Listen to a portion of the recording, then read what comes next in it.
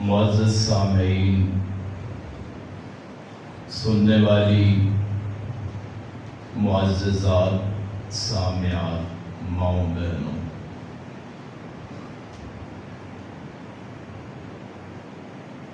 دو آیتیں میں نے سورہ یوسف سے پڑھی۔ ہمارے معاشرے میں سورہ یوسف اس کو صرف ایک واقعہ سمجھا جاتا ہے کہ سورہ یوسف میں اللہ کے ایک پیغمبر کا واقعہ بیان ہوا ہے، حالانکہ اس واقعے کی کوئی اہمیت نہیں ہے۔ اصل اس سے جو سبق حاصل ہوتا ہے وہ ان دو آیتوں میں اللہ کریم نے حضرت یعقوب علیہ السلام کی زبان سے کہلوایا۔ سورہ یوسف 12ویں اور 13ویں سپارے میں ہے، 111 آیات ہیں، ان میں سے 86 اور 87 نمبر جو آیت ہیں، دو آیتیں، ان میں پوری سورہ یوسف کا خلاصہ بیان کیا گیا ہے، اور یہ الفاظ اس باپ کے ہیں جس نے اپنے بیٹے کو عرصے سے کھویا۔ بچپنے میں اپنے ہی بیٹوں نے اپنے بھائی کو صرف ایک خواب کی وجہ سے جو اس بچے کو آئی تھی، اس کو باپ کی آنکھوں سے دور کر دیا۔ باپ اور اولاد کی محبت اللہ تعالی ہی جانتا ہے، اللہ کے علاوہ کسی کو اس محبت کا اندازہ بھی نہیں ہوتا، خود باپ اور بیٹے کو بھی نہیں ہوتا۔ بیٹا یا بیٹی وہ آدمی کا نطفہ ہوتا ہے، آدمی کا گوشت کا ٹکڑا ہوتا ہے، آدمی کے خون کی روانی ہوتی ہے، آدمی کا نہ صرف وارث ہوتا ہے بلکہ اس کی روح بھی اپنی اولاد میں سمائی ہوتی ہے۔ اس باپ کے یہ چند الفاظ جو اس بیٹے کی گمشدگی کے بعد، بیٹے کے دور ہونے کے بعد اور برسوں دور ہونے کے بعد، ایک دن نہیں، 100 دن نہیں، 1000 دن نہیں، برسوں، چھوٹے بچپن میں گمشدگی ہوتی ہے، اور جب یہ واقعہ ہے تو برسوں گزر چکے ہوتے ہیں اور وہ بوڑھا ہو چکا ہوتا ہے وہ باپ، اس کی آنکھوں کی بینائی ختم ہو چکی ہوتی ہے اور آنکھیں سفید ہو جاتی ہیں، اور یہ باپ عام نہیں ہے، یہ ابراہیم علیہ السلام کا پوتا ہے، یہ حضرت اسحاق کا بیٹا ہے، یہ نبی اور رسول ہے، یہ ابراہیم علیہ السلام کی لڑی کا شہزادہ ہے، اور اس کے دل میں جس کے خود 12 بیٹے ہیں، 11 بیٹے ہیں، اس باپ کا وہ بیٹا برسوں پہلے وہ اس کی آنکھوں سے دور ہو چکا ہوتا ہے، اور یہ اس غمزدہ باپ کے الفاظ اللہ کریم نے قرآن مجید میں آیات بنا کے نازل فرمائے۔ آج کے ماحول میں جہاں تقریباً ہر شخص پریشان، ہر شخص وہ حالات کی سنگینی کی شکایت کرتا ہے، وہ اپنے حالات کا شکوہ کرتا ہے، کسی کو جسمانی سکون نہیں ہے، کسی کو روحانی مسئلہ ہے، کسی کے کاروبار کا مسئلہ ہے، کسی کی اولاد کا مسئلہ ہے، کسی کے اخراجات پورے نہیں ہوتے، کسی کو رشتوں کا مسئلہ ہے، کسی کو رشتوں کے بعد رشتوں کی دوری کا مسئلہ ہے، کسی کو یہ ہے کہ بیٹا نہیں ہے، کسی کو یہ ہے بیٹا ہے مجھے پوچھنا نہیں ہے، کسی کو یہ ہے کہ صرف بیٹیاں ہی بیٹیاں ہیں، کسی کو یہ ہے کہ میرا روزگار نہیں ہے۔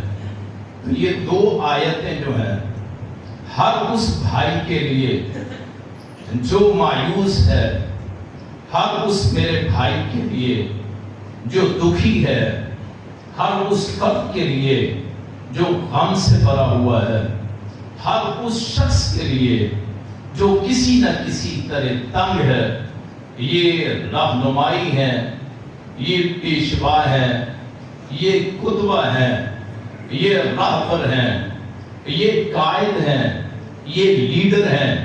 یہ اس کی رہنمائی کے لیے اللہ کریم نے اس بزرگ کی، اس باپ کی شکایات کو، اس کے الفاظ کو اللہ نے قرآن کریم میں دراصل ہمارے لیے بنا کے بھیجا ہے۔ اور اس میں واضح ہے، حالانکہ کہنے والا نبی ہے، واسطے اس کے بڑے تگڑے ہیں، باپ اللہ کا رسول نبی، دادا جد الانبیاء، نسبتیں بڑی ہیں، اوریجنل ایک نمبر خاندان۔ وہ دادا کے جس کے بارے میں اللہ کریم نے فرمایا انی جائلک للناس اماما، کہ پیغمبر تو اور بہت آئے، اے ابراہیم میں تجھے وہ پیغمبر بناؤں گا کہ تیرے بعد آنے والا ہر ایک تیری طرف نسبت کرنا فخر محسوس کرے گا۔ وہ دادا ہے، اور اس کا آگے بیٹا اسحاق، وہ اس بوڑھے باپ کا باپ ہے، نبیوں کی لڑی ہے۔ ان کے الفاظ دیکھیں، اور میں اور آپ جن کی ان کے مقابلے میں کوئی حیثیت نہیں ہے، ہم دیکھیں ہمارا کردار کیا ہے۔ کیا غم کے وقت، کیا تکلیف کے وقت، کیا اولاد کے دکھ سہتے وقت، کیا حالات کی سنگینی کے وقت، کیا مشکلات کے وقت ہمارا یہی کیفیت ہے؟ کیا رب سے یہی تعلق ہے؟ یا رب کائنات کے ساتھ ہمارا یہی ایک رشتہ ہے جیسا حضرت یعقوب اور اللہ کریم کا ہے؟ اور یہ اس وقت فرمایا بیٹا یوسف علیہ السلام پہلے بچپن میں چلے گئے، ایک بیٹے کو وہاں رکھ لیا گیا جو اس کا سگا بھائی ہے بنیامین علیہ السلام، اور ایک بیٹا دوسری بیوی سے اس کو وہاں وہ رہ گیا کہ میں اپنے باپ کے پاس جا کے شرمندہ نہیں ہونا چاہتا۔ 3 بیٹے، اور اس دور میں نہ نیٹ ورک ہے، نہ کوئی سگنل ہے، نہ کوئی رابطے کا ذریعہ ہے۔ لوگ آج کہتے ہیں نبی عالم الغیب ہوتے ہیں۔ میں ان سے پوچھتا ہوں اتنے سال جدائی حضرت یعقوب نے کیسے کاٹی؟ کسی کو علم غیب نہیں ہوتا، کسی کو چاہے نبی ہو چاہے اللہ کا نیک بندہ ہو، عالم الغیب صرف اللہ کی ذات، عالم الغیب صرف اللہ کی صفت ہے۔ جو اس میں کسی اور کو شریک کرتا ہے وہ اللہ کے ساتھ شرک کرتا ہے، وہ نبی کو کرے یا ولی کو کرے۔ میرے بھائیوں، قرآن کی یہ آیات میرے اور آپ کے لیے مشعل راہ ہیں۔ اگر ان کا مطلب سمجھ میں نہیں آتا گویا آپ نے قرآن کو سمجھا ہی نہیں۔ اگر یہ آیات پڑھنے کے بعد جو بندہ قصہ یوسف پڑھتا ہے، قصہ یعقوب پڑھتا ہے، سورہ یوسف پڑھتا ہے، اور اس کے بعد پھر یہ عقیدہ ہوتا ہے کہ فلاں غیب جانتا ہے، فلاں غیب جانتا ہے، تو یاد رکھیے اس نے قرآن کے مقصد کو نہیں سمجھا ہے۔ وہ دوغلا آدمی ہے کہ نام اللہ رسول کا لیتا ہے اور عقیدے اپنے خود بناتا ہے۔ ان تمام دکھی افراد کے لیے جو کسی بھی لحاظ سے پریشان، آج کا میرا خطبہ ہے اللہ کریم مجھے سمجھانے کی، مجھے بھی سمجھنے کی، آپ کو بھی سمجھنے کی توفیق عطا فرمائے۔ انبیاء کی ساری زندگیاں اسی نقطے پہ ہیں. لا تقنطوا من رحمت اللہ، اللہ کی رحمت سے مایوس مت ہوئیے.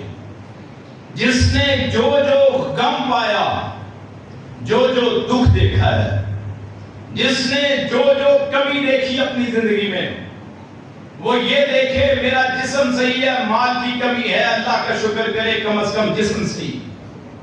اگر ہوتا جسم معذور، اگر ہوتا شروع سے فالج، اگر پیدائشی ٹانگوں سے نہ چل سکتا، اگر پیدائشی نابینا ہوتا، اگر پیدائشی ہاتھوں سے معذور ہوتا، اگر پیدائشی دماغی طور پہ مفلوج ہوتا، اگر پیدائشی طور پہ اس میں جان پوری نہ ہوتی، اگر پیدائشی طور پہ کسی چیز میں کمی ہوتی، تو اس دولت کو کیا کرنا ہے؟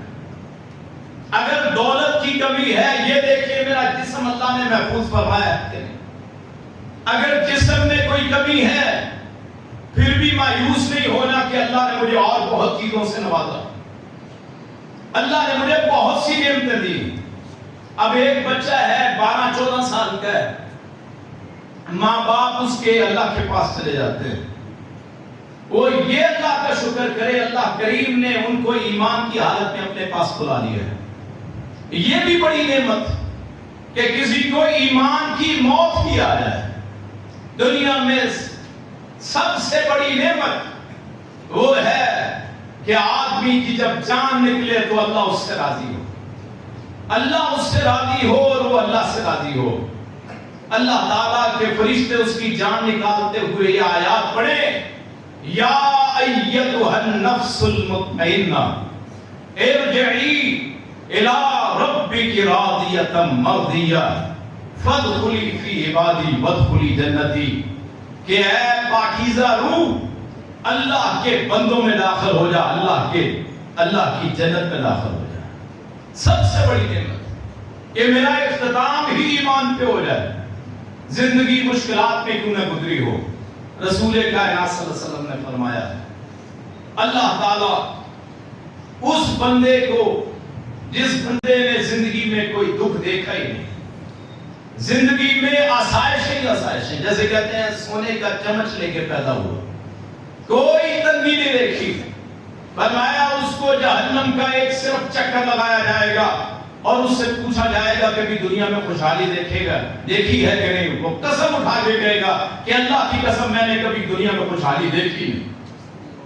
اور فرمایا جس کی ساری زندگی تنگیوں میں گزری، 2 وقت کا کھانا بھی میسر نہیں، رشتہ دار ملے تو سارے بے وفا، اولاد ملی تو اللہ لے گیا، جسمانی مسئلے، روحانی مسئلے، معاشی مسئلے، پریشانیاں.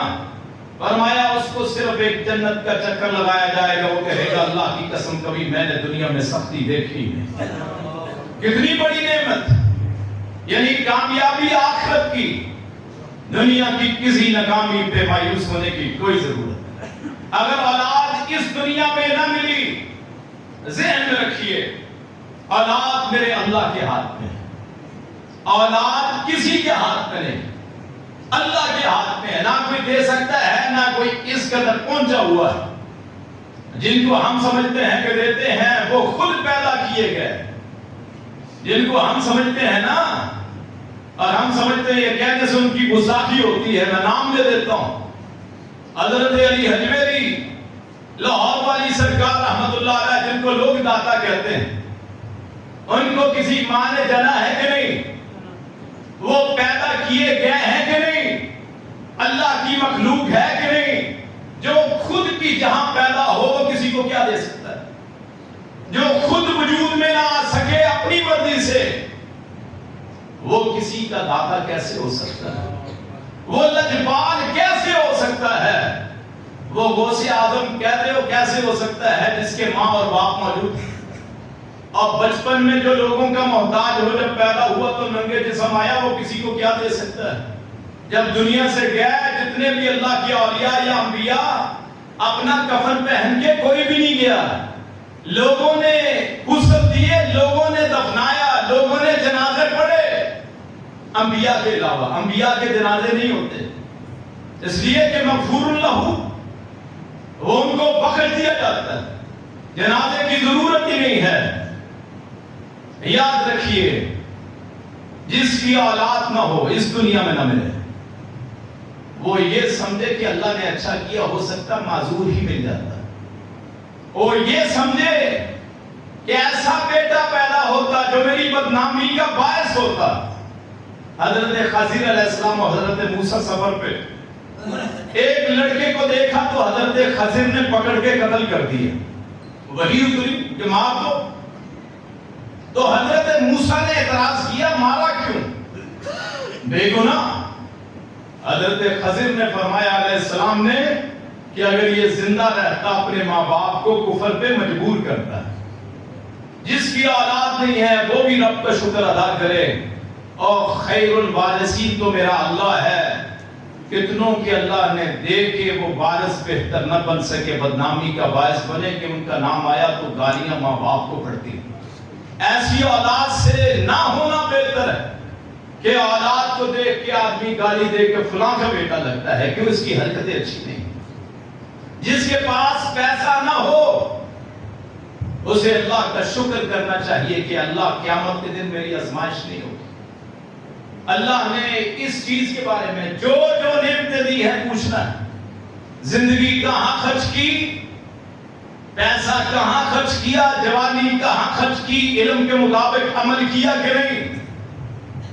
اگر ایک بندہ کسی بھی چیز سے محروم ہے تو وہ اپنے رب کا شکر ادا کرے، شکوہ نہ کرے، مایوس نہیں ہونا. رب کائنات کی جب رحمت برستی ہے تو پھر دنیا کائنات ساری مل جائے، کوئی روکنے والا نہیں ہوتا. لا مانع. ہر نماز کے بعد رسول اللہ پڑھتے اللہم لا مانع لما اعطیت ولا معطی لما منعت ولا ينفع ذا الجد منک الجد. اے اللہ جسے تو دے دے اسے کوئی روکنے والا نہیں، جس کو تو روک دے جس سے اس کو کوئی عطا کرنے والا نہیں. اور اے اللہ کہ کوئی بندے کو اس کا نصیبہ، اس کا رزق، اس کی تقدیر فائدہ نہیں دے سکتی. ہاں دے اسے سکتی ہے جس کو اللہ چاہے. ہر نماز کے بعد رسول اللہ پڑھتے ہیں. ہم غور کریں کیا یہ کبھی دعا پڑھی ہے؟ اگر دعا پڑھی ہے کیا ترجمہ آتا ہے؟ ہمارا مین مسئلہ یہ ہے، اصل مسئلہ کہ ترجمہ نہیں آتا. میں بیش بار کہہ چکا ہوں کہ ہمیں تو قرآن کا ترجمہ نہیں آتا.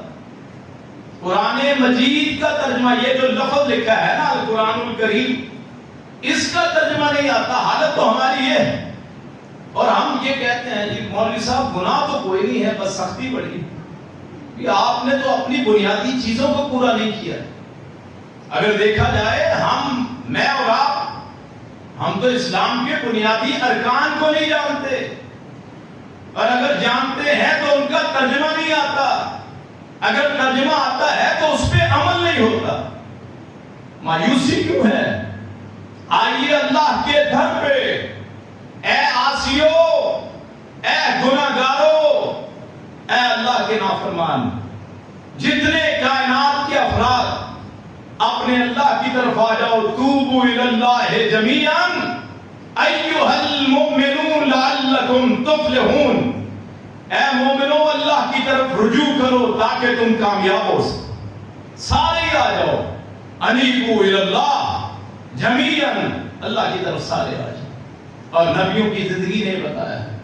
حضرت یعقوب کا بیٹے حضرت یوسف وہ آنکھوں سے دور ہوتے ہیں، کوئی شکوہ نہیں کیا، کوئی کسی سے کبھی نہیں کہا. اللہ سے یہ مانگتے کہ اللہ مجھے اصل حقیقت دکھا دے، اللہ دکھا دیتا. لیکن میری اور آپ کی تربیت کے لیے کبھی کسی سے تذکرہ ہی نہیں کیا. اگر کوئی کہتا بیٹے کا تذکرہ تو منہ موڑ کے اپنے خیمے میں چلے جاتے. ہمارے لیے بھی یہ ہمارے بھی مرتے ہیں، بڑے پیارے جاتے ہیں، بہت نقصان ہوتا ہے، کاروباری نقصان. آج کل تو بڑے مسئلے ہیں کاروباری، اوورآل پورا ملک انڈسٹری بٹھا بیٹھ چکا اپنے اعمال کی وجہ سے. میں اس تفصیل میں نہیں جانا چاہتا. پھر بہت سے لوگ اعتراض کرتے ہیں کیوں حق ہم سننا ہی نہیں چاہتے، سچ سننا ہی نہیں چاہتے. ہم اپنا ایک ذہن بنائے ہوئے بس وہی ہے. اور اگر کبھی بیان کرتے ہیں مخصوص پارٹی کا ہے تو سچی بات میں اور پارٹی میں کیا ہے؟ اگر کوئی سچی بات ہو آپ کے خلاف ہو ٹھیک، کوئی مجھے صحیح بات کرے، اللہ کی قسم قرآن سامنے ہے، میں ماننے کے لیے تیار. آدمی کی انا کیا ہوتی ہے؟ کچھ بھی نہیں. اللہ سے شکوہ نہ کریں، اپنی حرکتوں پہ غور کریں. خود اپنے ہاتھوں سے بھیجا تھا. بیٹوں نے کہا تھا کہ ہمارے ساتھ بھیجیے، کھیلے گا، کودے گا، کھائے گا، پیے گا، جنگل کی زندگی دیکھے گا، صحرا کا موسم دیکھے گا، جسم میں قوت آئے گی، سارا کچھ ہوگا. اس وقت بھی نہیں بھیجنا چاہتے تھے، لیکن خود اپنے ہاتھوں سے تیار کر کے بھیجا ہے. یہ بھی تو ذہن میں آیا ہوگا کہ خود ہی بھیجا ہے، اللہ پہ اعتراض کیوں ہے؟ شکوہ ہی نہیں کیا. ساری زندگی الگ ہے. غم اس وقت، یہ جو میں نے آیات پڑھی اس وقت ہے جب 3 بیٹے چلے گئے. ایک وہاں چوری کے الزام میں پکڑا گیا، حالانکہ چوری تو نہیں کی تھی حضرت بنیامین. اور ایک حضرت یوسف، وہی پکڑنے والے کہ بھائی کو پہچان لیا شکل سے، یہ میرا بھائی بتا بھی دیا، پاس رکھ بھی لیا. اور ایک دوسری ماں کا بیٹا وہ وہی مصر میں کہ میرا ایک تو بیٹا ہم نے خود گرایا تھا. اب اسے بھی نہیں پتا تھا کہ یہی یوسف ہے. میں نے جیسے پہلے کہا غیب کا علم سوائے اللہ کے کوئی نہیں جانتا. نہ نبی کے بیٹوں کو پتا چلا کہ جس سے ہم کلام کر رہے ہیں یہ خود یوسف ہے. کیوں جی؟ جب آ کے گلا لے کے آئے تو حضرت یعقوب کو بتایا کہ نہیں کہ مصر کا بادشاہ مالک و مصر کہا، تو حضرت یعقوب نے اس وقت کیوں نہیں کہا وہ تو میرا بیٹا ہے؟ نہ نبی کو علم، نہ نبی کے بیٹوں کو علم. اور یہاں ہر تیجا، ہر تو چوتھا فالے نکالنے والا، وظیفے پڑھنے والا، من کے پھینکنے والا بتاتا ہے کہ میں غیب جانتا ہوں. نہ نبیوں کو پتا، نہ نبیوں کے بیٹوں کو پتا. اور خود یوسف پیغمبر، نہ ان کو غیب کا علم کہ میرے والد کا کیا ہے. اور یہاں ایک جگہ جگہ بیٹھے ہوئے ٹھاک چور، ایمان کے ڈاکو. لوگ بہت ڈرتے ہوں گے اس موضوع کو بیان کرنے سے. زندگی اللہ کے ہاتھ میں ہے، موت اللہ کے ہاتھ میں. آج لے جائے، کل لے جائے. اس موت سے اچھی موت ہو ہی کوئی نہیں سکتی جو اللہ کی توحید پہ آئے.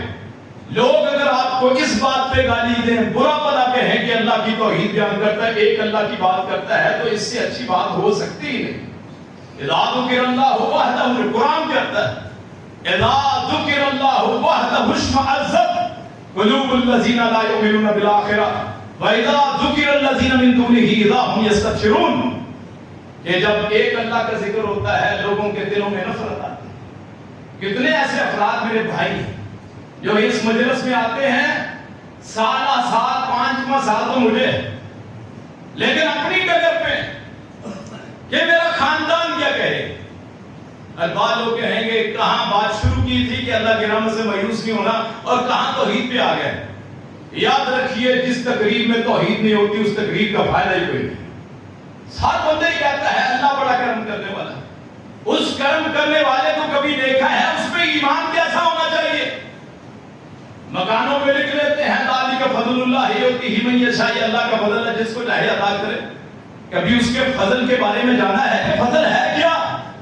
برسا سال گزر گئے، قرآن سنتے ہوئے، حدیث سنتے ہوئے، عقیدے درست نہ ہوئے، مدنوں، باباؤں، پیروں کے، درویشوں کے، فقیروں کے دروں پہ جاتے، اپنے ایمان کو خراب کرتے، ڈاکوؤں کے پاس جاتے، ایمانوں پہ ڈاکے ڈلواتے، اور پھر کہتے ہیں جی مولویوں کا قصور. مولویوں کا نہیں، اپنا قصور ہے. حق سننا ہی نہیں چاہتے. قرآن نے فیصلہ کر دیا جو آخرت پہ ایمان نہیں رکھتے ان کی حالت کیا ہے. جب ایک اللہ کا ذکر ہوتا ہے ان کے دلوں میں نفرت ہوتی ہے، اور جب کسی اور کا بھی ذکر ہوتا ہے تو دل خوش ہو جاتے ہیں. بلے بلے، بڑی تقریر کی، اولیاء کی شان بیان کر دی. حالانکہ جن اولیاء کے نام پہ یہ سارے مذہب چل رہے ہیں، فرقے چل رہے ہیں، ان اولیاء میں سے کسی نے کبھی اس چیز کی تبلیغ کی ہی نہیں، سارے اللہ والے۔ ان کی زندگیاں تو اٹھا کے دیکھیں، کیا انہوں نے کبھی کسی غیر سے مانگا؟ علی حجویری رحمت اللہ علیہ نے کبھی کسی غیر کے آگے ہاتھ پھیلایا؟ کوئی ایک علی المرتضیٰ جن کو ہم سمجھتے ہیں، علی مشکل کشا جن کو ہم کہتے ہیں، حاجت روا جن کو کہتے ہیں، لی خمسۃ قف بہا حد البواء الحاتمہ المصطفیٰ والمرتضیٰ وابناہما والفاطمہ، کہ میرے لیے 5 ہیں جنہیں 5 دن پاک کہتا ہوں، وہ ساری گرمیوں کو بجھانے والے، ساری سختیوں کو دور کرنے والے مصطفیٰ ہیں، فاطمہ ہیں، علی ہیں، حسن حسین ہیں رضی اللہ عنہم۔ اور یہ عقیدہ بنائے پھرتے ہیں، حالانکہ انہوں نے کبھی پکارا ہے نہ حضرت حسین نے، نہ حضرت حسن نے، نہ حضرت فاطمہ نے، نہ حضرت علی نے، جو کنفرم جنتی ہے۔ کوئی اٹھ کے کہے کہ حضرت علی المرتضیٰ جنتی نہیں، کوئی کہے حضرت فاطمہ جنتی نہیں، کوئی کہے حسن حسین جنتی نہیں، کبھی ان کی زندگی کو پڑھ کے دیکھا ہے کہ اللہ کے علاوہ کسی اور کو پکارا ہو اور ان کے نام لیوا انہی کو پکارنا شروع ہو گیا جنہوں نے اللہ کے علاوہ کسی کو پکارا ہی نہیں۔ حضرت علی المرتضیٰ نے دیکھا ایک بندے نے احرام باندھا ہوا حاجی کے دنوں میں میدان عرفات، وہاں لوگوں سے مانگ رہا جیسے بھکاری ہوتے ہیں۔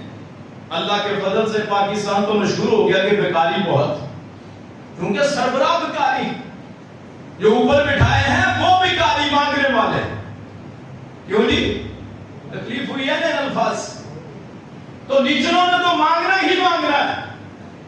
حضرت مولا علی رضی اللہ عنہ نے دیکھا کہ وہ لوگوں سے مانگ رہا، انہوں نے چھڑی پکڑی لگائی، اس میدان میں سارے اللہ سے مانگتے ہیں تو اللہ کے غیر سے مانگتا ہے، اور ہم نے اسی مولا علی کے نام پہ پورے فرقے بنا کے شرک کے اڈے آباد کر دیے۔ جب قیامت کے دن اس مولا علی سے ملاقات ہوگی تو ہم کیا جواب دیں گے کہ ہم تیرے ماننے والے ہیں؟ حرکتیں ساری مشرکوں والی اور نام پاکیزہ مولا علی کا دیتے ہیں علیہ السلام۔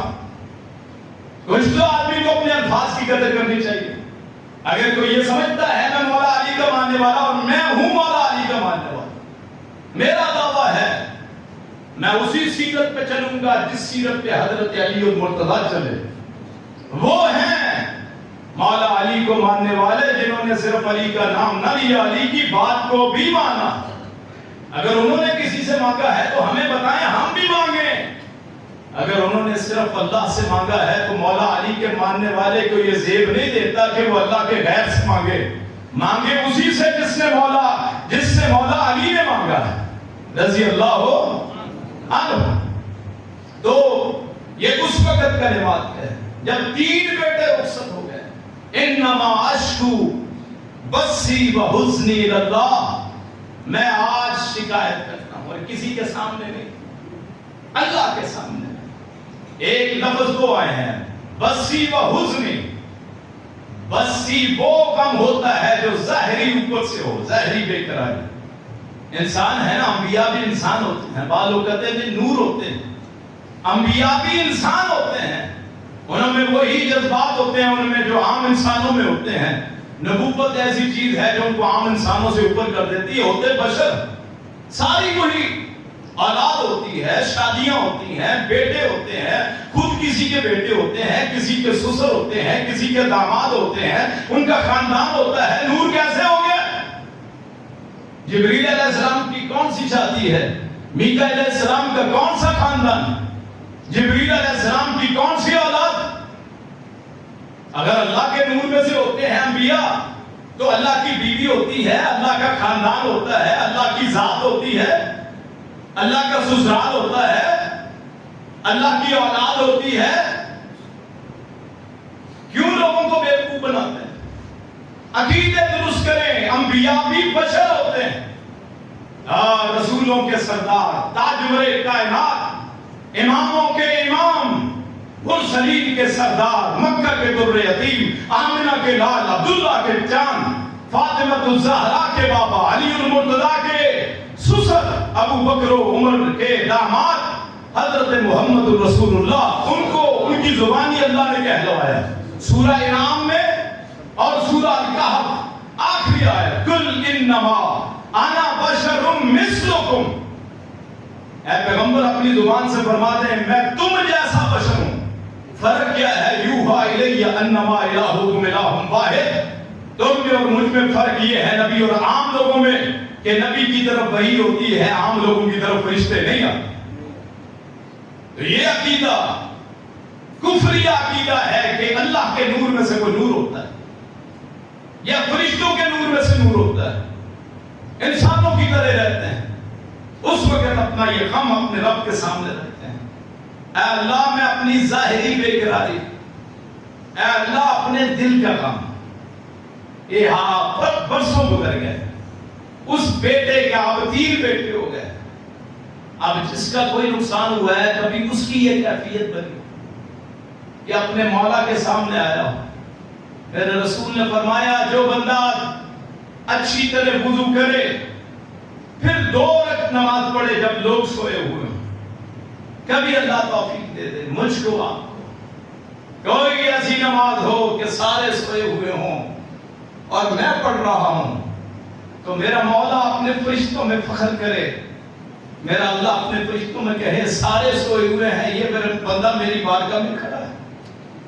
کبھی تو ایسی نماز ہو جائے، کبھی اپنے مولا سے اتنا پیار ہو جائے کہ اپنے محبوبوں کو پانے کے لیے لوگ اپنی جان کی بازی میں لگا دیتے ہیں، یہاں 2 رکعت نماز اپنے اللہ کے لیے ساری زندگی میں 1 مرتبہ، اور یہاں ایک حدیث سنا تو میرا اور آپ کا ایمان تازہ ہو جائے۔ کیوں جی؟ مسجد اقصی میں نماز پڑھنے والے کو 500 نمازوں کا ثواب ملتا ہے، مسجد نبوی میں نماز پڑھنے والوں کو 1000 یا 10,000 نمازوں کا ثواب ملتا ہے ایک نماز پڑھنے سے، مسجد حرام میں نماز پڑھنے والوں کو 1,00,000 نماز کا ثواب ملتا ہے، مسجد قباء میں 2 رکعت پڑھنے والے کو عمرے کا ثواب ملتا ہے، اللہ کے راستے میں جہاد کرنے والے کو 20,00,000 نماز کا ثواب ملتا ہے ایک نماز۔ اور اس سب سے بہتر میرے رسول نے فرمایا وہ 2 رکعتیں ہیں جو بندہ اکیلا اپنے رب کی بارگاہ میں پڑھتا ہے، مسجد حرام کی نماز، مسجد اقصی کی نماز، مسجد نبوی کی نماز، مسجد قباء کی نماز، جہاد فی سبیل اللہ کی نماز، اس سے افضل وہ 2 رکعتیں ہیں جو رات کو اللہ کی بارگاہ میں کوئی پڑھ لیتا ہے۔ کتنا بڑا ہے شرف! رسول اللہ نے فرمایا اچھی طرح وضو کرے پھر 2 رکعت پڑھے، اس میں سوائے اپنے رب کے کوئی اور خیال نہ آئے، تو فرمایا اللہ سے جو مانگ لیتا ہے اللہ عطا کر دیتا ہے۔ اللہ کو شرم آتی ہے، حیا آتی ہے، ویسے ان اللہ لا یستحی من الحق، اللہ حق سے شرماتا نہیں ہے، لیکن جب بندہ اپنے رب کے سامنے ہاتھ اٹھاتا ہے تو اللہ کہتا ہے مجھے شرم آتی ہے کہ اپنے بندوں کے ہاتھوں کو خالی لوٹا دوں۔ اس رب کے سامنے کوئی مشکل نہیں، منانا تو مشکل ہی نہیں ہے، ساری زندگی کے گناہ ایک طرف، رب کائنات کی طرف آ جاؤ، اگر گناہ سمندر کے پانی اور جھاگ کے برابر ہوں رب کائنات ان کو نیکیوں میں تبدیل کر دیتا ہے۔ اتنا کریم، اتنا معزز، اتنا حفیظ، اتنا عظیم، اتنا اکبر، اتنا اعلیٰ، اتنا اجل، اتنا معزز، اتنا علیم، اتنا قابض، اتنا باسط، اتنا رافع، اتنا معز، اتنا مذل، کائنات میں کوئی نہیں ہے جو میرے رب کریم سے زیادہ معزز ہو اور معاف کرنے میں جلدی کرتا۔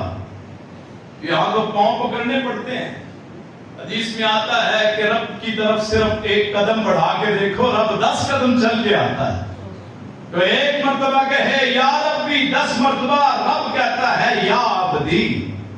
فرمایا کوئی 1 مرتبہ کسی کو ہاتھ بڑھاتا ہے اللہ 10 مرتبہ اس کو ایسے کرتا ہے۔ اس رب کائنات سے اتنی دوری کیوں ہے؟ صرف اس لیے کہ دنیا کی رعنائیوں میں رہ کے اللہ کو بھول گئے، نہ مال میرا ہے، نہ میرا جسم ہے، نہ میری مرضی میری ہے، میرا مال بھی میرے اللہ کا ہے، میرا جسم بھی میرے اللہ کا ہے، میری مرضی بھی میرے اللہ کی۔ تو یہ اس وقت فرمایا کہ اللہ میں اپنی عاجزی کا، اپنی بے قراری کا، اپنے میں رونے کا، اپنے غم کا جس میں بھرا ہوا ہوں، 3 بیٹوں کا غم اٹھایا ہے، میں تیرا نبی ہوں، کبھی شکوہ نہیں کیا ہے، آج ان کی مجھے یاد آ گئی ہے، تینوں بیٹوں کی، اے اللہ میں اپنا شکوہ صرف تیری طرف کرتا ہوں، کسی اور سے شکایت کرتے ہی نہیں، اے اللہ مجھے میرے بیٹے لوٹا دے، اور ہم بھی کہیں اے اللہ مجھے میرے گناہ معاف کر دے، اے اللہ مجھے رحمتوں سے بھر دے، اے اللہ میں بیمار ہوں مجھے شفا عطا فرما دے، اے اللہ میری مشکلات ختم کر کے آسانیوں میں بدل دے، اے اللہ مجھے فلاں غم ہے میرا غم دور کر کے مجھے اپنی رحمتوں میں جگہ دے دے۔ ہم بھی کہہ سکتے ہیں، ہم بھی مانگ سکتے ہیں، اگر وہ ایوب علیہ السلام کی بیماری دور کر سکتا ہے تو ہماری بیماری بھی دور کر سکتا ہے، اگر وہ حضرت زکریا کو اولاد دے سکتا ہے ہمیں بھی اولاد دے سکتا ہے، اگر وہ حضرت اسحاق کو بیٹا یعقوب اور اس کو یعقوب کے بیٹے تینوں لوٹا سکتا ہے تو ہماری گمشدہ چیزیں، ہماری گمشدہ عزتیں، ہمارے گمشدہ مال بھی لوٹا سکتا ہے۔ اور پھر آگے فرمایا یا بنی یذھبوا، اے بیٹو جاؤ، فتحسسوا من یوسف واخیہ، یوسف اور اس کے بھائیوں کی تلاش کرو، وَلَا تَيَّسُوا مِن رَوْحِ اللَّهِ، اور یہاں ایک لفظ میں کہتا ہوں آگے جو حضرت یعقوب نے فرمایا اور بیٹوں نے آگے پہنچائے، حضرت یوسف کو جب ملے نا یہ لفظ پہنچائے کہ ہمارے بابا کا پیغام ہے کہ بابا بوڑھے ہو چکے ہیں، آنکھوں کی روشنائی چلی گئی ہے، نابینا ہو چکے ہیں اور بڑے تنگی کے حالات میں ہیں۔ تو اس وقت پھر حضرت یوسف اس وقت رو پڑے سامنے بھائی، پھر انہوں نے کہا انت یوسف، کہ آپ یوسف؟ انہوں نے کہا انا یوسف، میں یوسف ہوں جسے تم نے کنویں میں پھینک دیا تھا۔ اس وقت پھر اپنے آپ کو ظاہر کیا کہ باپ اوریجنل، بیٹا اوریجنل، یہی میں کہتا ہوں حلالی باپ حلالی اولاد، ہو ہی نہیں سکتا کبھی اپنے باپ کو دکھ دے۔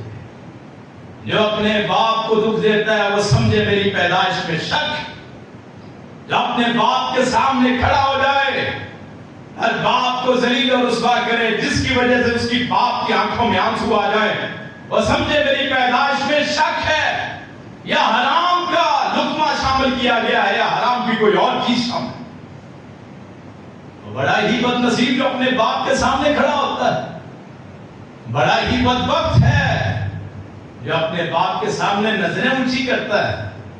مر جانا چاہیے اسے ڈوب کے جو اپنے باپ کے سامنے کھڑا ہوتا ہے۔ حلالی بیٹا کبھی باپ کے آنکھوں میں آنسو برداشت نہیں کر سکتا، جو کہہ دے بس آمنا وصدقنا۔ رسول کائنات صلی اللہ علیہ وسلم نے فرمایا اگرچہ وہ ظلم کرے، اگرچہ مارے، باپ کے سامنے پھر بھی کھڑا نہیں ہونا چاہے، کتنا ہی باپ کمزور کیوں نہ ہو جائے۔ کب کپاتے ہاتھوں سے باپ کی اب زندگی آخری ہے، 70 سال عمر ہو گئی ہے، اولاد جوان، اور باپ کا اشارہ ہی کافی ہو اولاد وہاں اپنی جان دینے تک چلے جائے۔ یہ ہے حلالی باپ، حلالی بیٹا، حلالی اولاد۔ یا کتنے ہم نے دیکھا کہ بیٹے نے جائیداد خاطر اپنے باپ کو بھی قتل کر دیا، کتنی ہم خبریں سنتے ہیں۔ اللہ تعالیٰ ہدایت عطا فرمائے۔ اور یہاں آپ کے ریکارڈ میں ہی کسی نے بتایا ایک باپ وہ روتا ہے تو بیٹے اس کے کہتے ہیں کب ہمارا باپ مرے اور کب ہماری جان چھوٹے۔ ایسے ایسے گھر جہاں ماں باپ کو ستایا جاتا ہے، جن گھروں میں ماں باپ کو ستایا جاتا ہے رب کی رحمت نازل نہیں ہوتی، شیطانوں کا بسیرا ہوتا ہے۔ آج باپ کو گالی دو گے، کل تیری اولاد تجھے تھپڑ مارے گی۔ یاد رکھیے آدمی کے سارے عمل ضائع ہو جاتے ہیں جب آدمی اپنے ماں باپ کا گستاخ ہو جاتا ہے۔ پھر اس کو ظاہر کیا اپنے آپ کو حضرت یوسف علیہ السلام نے، پھر کہا کہ میرے بابا کو لے کے آؤ، اور پھر اس وقت سمجھ آئی ولا تیأسوا من رحمت اللہ من روح اللہ، اللہ کی رحمت سے مایوس نہ ہوئیے۔ اور میرے اور آپ کے لیے بھی ہے، بے روزگاری ہے تو نہ مایوس ہوئیے، آپ کی رشتوں کا مسئلہ ہے، نہ مایوس ہوئیے، اللہ نے ایک وقت رکھا ہے ہر چیز کا، آپ سمجھتے ہیں ابھی ہونا ہے، ایک وقت رکھا ہے کب میں نے کرنا ہے، اور اللہ پہ چھوڑ دیجیے، اللہ تعالیٰ سارے معاملات درست کرنے والا ہے۔ بسا اوقات آدمی کو لگتا ہے کہ یہ اچھا نہیں ہوا، لیکن ہوتا اچھا ہے۔